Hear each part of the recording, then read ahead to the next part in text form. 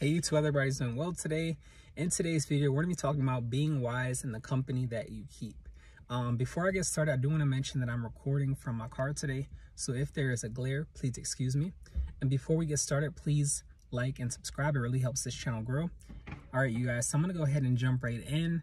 The purpose behind today's video is it's going to be a spiritual purpose, because whoever we're surrounding ourselves with really affects us deeply on a spiritual level. So we have to be wise with who we're surrounding ourselves with. We need to be surrounding ourselves with like-minded people, people that are positive and uplifting as well. I want to start you guys out with some stories. I'm going to start you out with two stories about things that I've seen growing up with people surrounding themselves by a company that uplifted them and also a company that brought them down. So to get started, I want to talk about a neighbor that I had growing up. There was a guy, we're going to call him Mr. M in today's story. And Mr. M was really amazing. He was really humble, really kind, really polite, hardworking, successful, really built. He had this amazing shape in this build. So as kids, we used to spend a lot of time hanging out with his kids, riding bikes. And we always really looked up to him because he was considered a role model in the neighborhood. He looked out for everyone. He always gave powerful advice to everyone. And just this all-around great guy. And growing up, I saw him probably from about the age of 4 years old up until I was about 16. At the point that I was 16, I was like a junior in high school, and his daughter was graduating as well at that time. And one of the things that I noticed was that he started to really keep these guys coming over his house. I don't know if they were friends, associates, but they would sit outside his garage and they would drink beers, kick it back, spend time with him. And I'm like, okay, this is interesting, because I really didn't see him drinking outside ever. I don't know what he did inside his house, but I never saw him drinking. And I remember one of the guys one day, I had my window open and he was saying like, oh, your wife is really beautiful.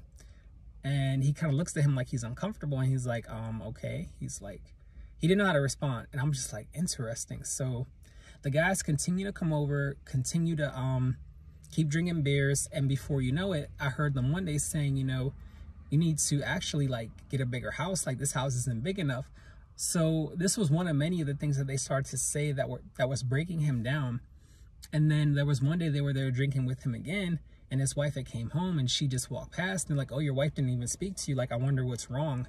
So what I watched eventually was that these guys were getting into his head. And this strong man that I once saw started to be pulled down. There was one day that I came home from school and he was actually drunk. He was drunk. He was standing in the middle of the street, like throwing beer bottles everywhere. And it was so bad that when his wife came home, she had to call the police. The police came home. They arrested him. The wife is embarrassed. A few months later, the wife kicks him out. A few months later from there, they sell the house and they move. And I was in shock because this beautiful family that I saw growing up was broken apart. I know that there were a lot of factors and a lot of things that went behind it. But one of the main things that I saw was that the people that Mr. M was surrounding himself began to bring him down. They began to pull him down because they may have been jealous of what he had. They weren't people that I feel had his best interest.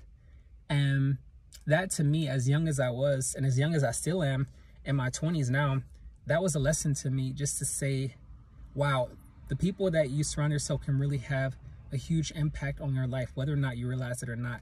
And sometimes it's uncomfortable for us to look at it, but we have to be really conscious of who we have around us. Another story that's a little bit more short is I was at work the other day, and when I was at work, there was a guy that was walking, and he was with his colleagues, and you could tell that they were, talking and everything. But I was looking at him and I'm like, these colleagues are ignoring him. I could tell they were colleagues because they all had the same company logo on their jackets. And I could see that he just wanted to be around him just so that he could still want to be around people. But I would say that if someone is not acknowledging your presence or they're ignoring you, please do not waste energy being around them, because eventually that's going to pull you down too. You're going to start to question your worth. You're going to start to question your sense of self. It's uncomfortable for a lot of people to be independent, but I would say that it's better to be independent than company that does not have your best interests. And I could look at him and see that he looks sad. So I sent him a silent prayer and hope the best for him. And I want to say too that as we're getting older, it's really important to think about friends that you have in your life and whether or not they're adding to your life or not. You should also be adding something to their life as well. It needs to be an equal relationship. I'm not saying you got to be with them all the time, but just that when you guys do spend time together, it needs to be uplifting. You know, you need to be encouraging each other. You guys should be talking about things that are happening in your life, wishing each other well, sending each other blessings. Is very simple. But if someone is constantly nitpicking at what you do, if they're like, oh, you know, you could do this better, or judging you, critiquing you, saying slick things, pot shots, that's not someone that you want in your circle. A lot of people don't realize that spiritually, having low vibrational people around you will pull you down. Hence the lesson of the first story. But having someone high vibrational around you, keeping yourself around like-minded company will actually uplift you, and it will increase the blessings that come into your life, because that energy is going to be magnified. Looking at the laws of energy and polarity. So a story that I'm going to give you guys of surrounding yourself with good company is something that I can talk about for myself. Is when I had graduated from college and I took a 2-year gap year. And at the time, I was looking for a job when I came back.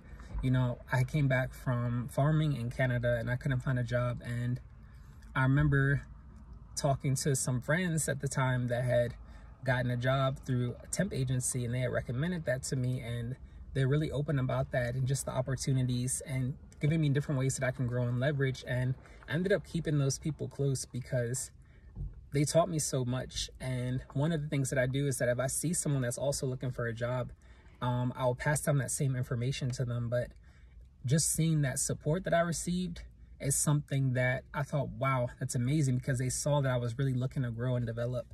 So I feel like it can go either way, but it's really important to think, you know, what am I surrounding myself with in terms of company? How would I like to elevate and grow? So you guys, please like and subscribe. Drop your comments down below. Peace.